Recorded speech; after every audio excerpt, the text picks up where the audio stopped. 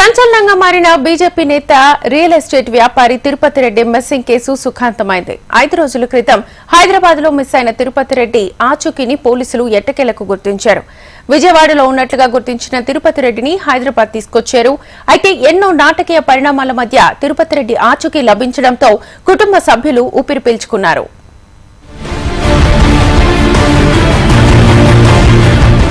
ఐదు రోజుల క్రితం అల్వాల్లో కిడ్నాప్ అయిన ముక్కెర తిరుపతి రెడ్డి ఎట్టకేలకు హైదరాబాద్ లో ప్రత్యక్షమయ్యాడు. మేడ్చల్ డీసీపీ కార్యాలయంలో తన కుటుంబ సభ్యులతో కలిసి తిరుపతి రెడ్డి ప్రత్యక్షమయ్యాడు. మేడ్చల్ జిల్లా అల్వాల్లో 5 రోజుల కిందట ఈ నెల 13 నుంచి తిరుపతి రెడ్డి కనిపించకుండా పోవడంతో ఆయన భార్య సుజాత పోలీసులకు ఫిర్యాదు చేశారు. మిస్సింగ్ కేసు నమోదు చేసిన పోలీసులు వివిధ కోణాల్లో దర్యాప్తు చేస్తున్నారు.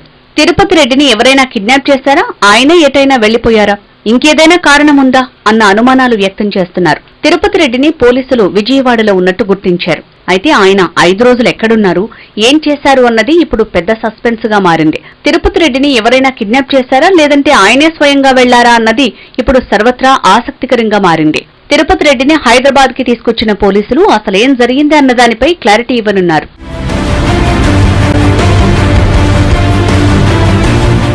గత 5 రోజులుగా తిరుపతి రెడ్డి ఆచూకీ తెలపాలంటూ ఆయన బంధువులు ఆల్వాల్ పోలీస్ స్టేషన్ ముందు ఆందోళన కొనసాగించారు.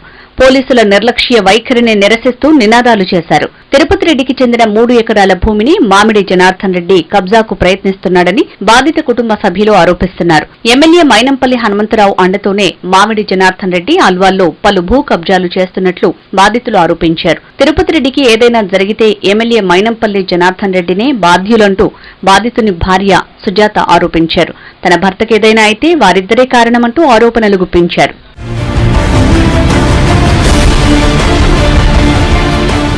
జనగామ జిల్లా దుబ్బకుంటపల్లికి చెందిన తిరుపతి రెడ్డి హైదరాబాద్ కుషాయిగూడలో కుటుంబ సభ్యులతో నివాసం ఉంటున్నాడు. 5,929 గజాల స్థలం విషయంలో ప్రత్యర్థులతో తిరుపతి రెడ్డికి వివాదం ఉందని కుటుంబ సభ్యులు పోలీసులకు ఇచ్చిన ఫిర్యాదులు పేర్కొన్నారు. అల్వాల్ తహసీల్దార్ కార్యాలయం నుంచి బయటికి రాగానే Tirupati Reddy phone switch off వచ్చిందని కుటుంబ సభ్యులు పోలీసులకు ఇచ్చిన ఫిర్యాదులు పేర్కొన్నారు. తిరుపతి రెడ్డి కుటుంబ సభ్యుల ఫిర్యాదు మేరకు పోలీసులు గాలింపు చర్యలు చేపట్టారు. తిరుపతి రెడ్డి ఆటోలో వెళ్తున్న విషయాన్ని సీసీటీవీ ఫుటేజ్ లో గుర్తించిన పోలీసులు అక్కడి నుంచి ఎక్కడికి వెళ్లాడనే దానిపై దర్యాప్తు చేసి ఎట్టకేలకు 5 రోజుల తర్వాత ఆయన ఆచూకీని కనిపెట్టారు. కానీ ఈ 5 రోజులు ఆయన ఎక్కడున్నాడు, ఏం చేశాడు, స్వయంగా ఆయనే ఆటోలో వెళ్లిపోయాడా, ఎవరైనా కిడ్నాప్ చేశారా అన్నది పోలీసుల విచారణలో తేలనుంది.